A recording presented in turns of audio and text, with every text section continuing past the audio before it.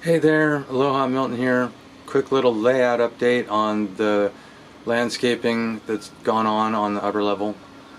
As you can see, no more blue foam, at least not looking at it from the front too much. From the top, the quarry area is still just kind of in development. I'm just trying to use the scraps of material that I have. I'm not buying any more big blue panels. I'm not buying any more.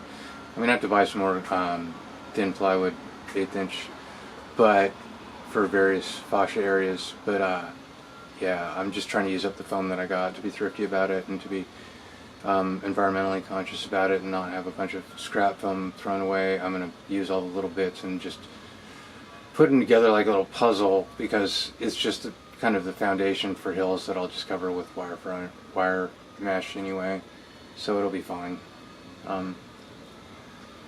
Yeah, anyway, main update is this hillside, the scree slope at the base, little cut with the rock debris in it.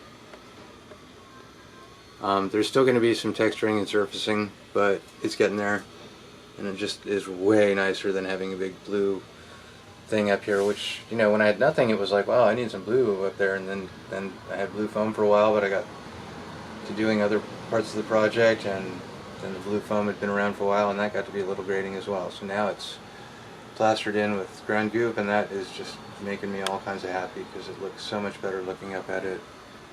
You know, because this is a it's a studio apartment. There's attached kitchen and bathroom and a little foyer, but it's pretty much a very small place, and this is supposed to be kind of an art project for the wall, thin shelf layout.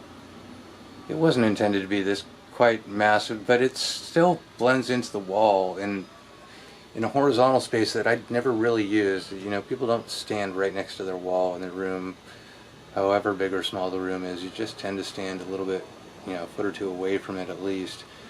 And so when it's all done, it's going to have bookshelf incorporated and stuff, and it should be pretty cool. But in any case, it's just much nicer to look up at this area and see landscape. One thing I did here is this whole panel this quarry is going to be built on, it will come out for servicing of stuff below, because it's part of the shelf system, and it actually doesn't even have a wood backing because I wanted it super light and thin. And I probably should have put a panel underneath there, but I think I'm going to get away with it. Because it's all going to be very light on top. So anyway, these seams, this can be lifted up, this whole section, to deal with that loop track for the not a helix along the wall grade to the second level, or third level as it is. So up in there everything works real well, and I can actually get up in there and even get my head up in there to look around and see the track barely through here, you know, up through there.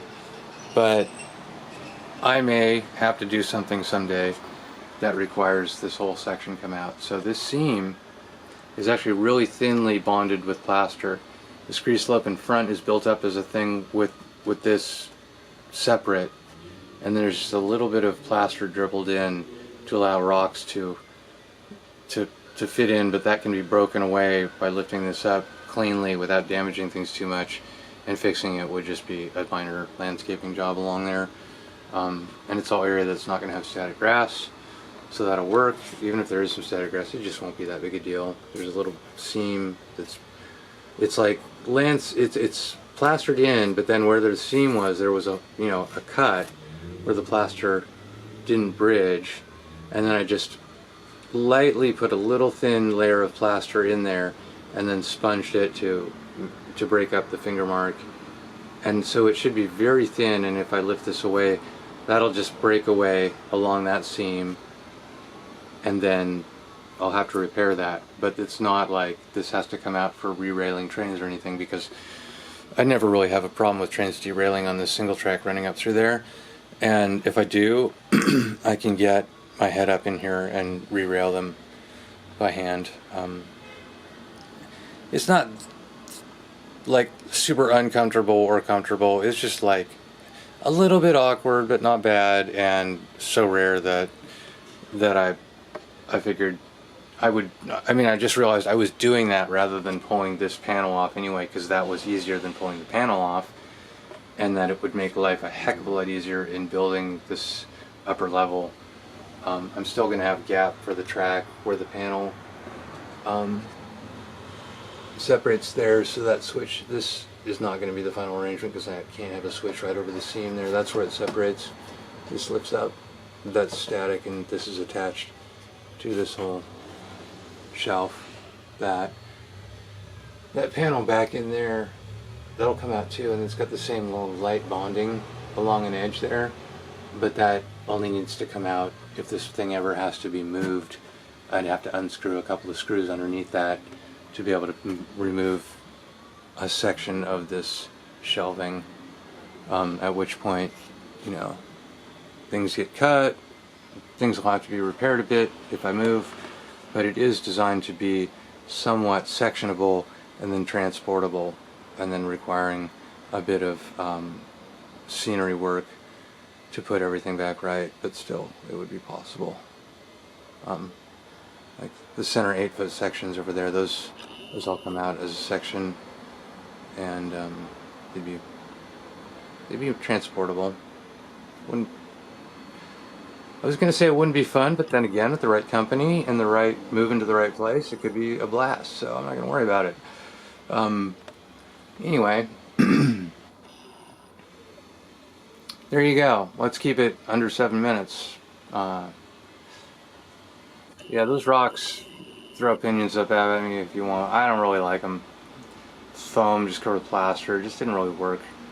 It was quick and dirty, and it didn't turn out that great, and I'll probably just rip those out. We'll see. Alright, there's 7 minute mark. Happy modeling, everybody. Thanks for watching. Cheers, take care, and have a great week. Bye-bye.